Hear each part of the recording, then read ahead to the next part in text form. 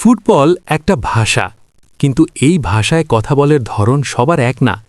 একজন কথা বলেন আগুনের মতো, আরেকজন কথা বলেন নদীর মতো।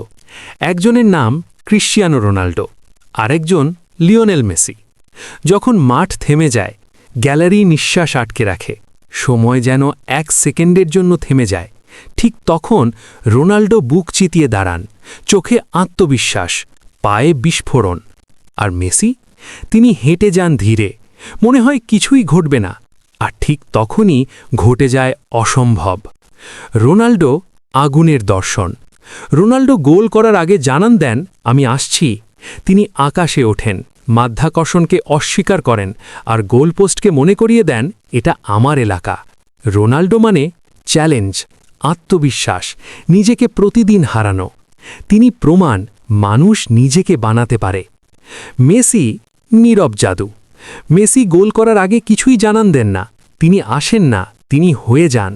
ডিফেন্ডার বুঝে ওঠার আগেই বল চলে যায় এমন পথে, যে পথে শুধু মেসির কল্পনা পৌঁছতে পারে।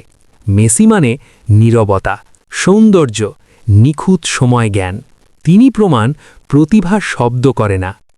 ট্রফি নয়, সময়টাই সাক্ষী। একজন জিতেছেন বিশ্বকাপ, আরেকজন জিতেছেন সব মহাদেশের সম্মান, কিন্তু আসল অর্জন?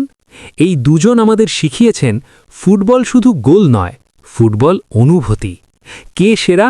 প্রশ্নটাই ভুল। এটা সূর্য বনাম চাঁদ না, এটা দিন বনাম রাত না, এটা ছিল দুই রকম সৌন্দর্যের সহাবস্থান। একজন না থাকলে আরেকজন এত উজ্জ্বল হতেন না।